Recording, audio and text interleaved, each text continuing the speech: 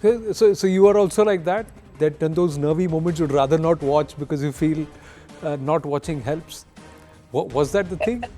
Yes, because you just sort of you've been there. I mean, when you've been a player and you've gone through those moments and experience where the match is slipping out of you, and then you suddenly feel like, is that happening now? So you don't want to sort of manifest that by watching it. So you rather not watch the game. And that's why luckily I didn't have my stint. I just finished my stint and I was like, okay, let me watch. And then he was getting too nervous. I said, it's not happening. I would rather move out of the box. So I was at the stairs, just listening to the noise in the stadium. So if there is a boundary or a six, then they roar, and otherwise, if there is a wicket, there is a roar. So I know that okay, whenever people are screaming and roaring, it's gone in India's favor. So were the prayers happening? Were the fingers crossed and all of that was also going on while you were waiting for the roar and all of that? Prayers, of course, was all through the tournament whenever India was playing.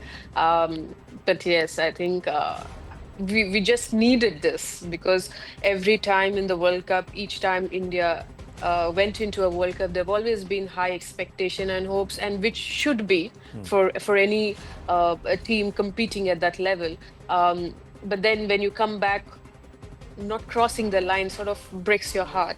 But last night, I think it sort of soothed all that things that we felt over the years, and I just felt yesterday that moving forward, it is India's time. For a long time, we've always spoken about the invincible Australia. They're very difficult to beat, but coming years, I think India is going to top that and reign supreme for years to come. Oh, call her up for that. Call her up, Mithali Raj style for that, isn't it? But there was that special moment. We'll talk about the match and also the run up to the final in a bit. Mm. There's a lot that's happened over the past few years, not just through this tournament. But I want to talk about that moment when somebody was giving that cup a tight hug and lifted it. How did that happen and how did you feel out in the middle? Oh, I was emotional, like, and I had a bit of tears in my eyes, which is very, very difficult to get it out. But when they were going for that victory lap with the trophy, Jemima was there and Radha was there. They're like, come, Didi, you hold the trophy. I said, no, this is yours.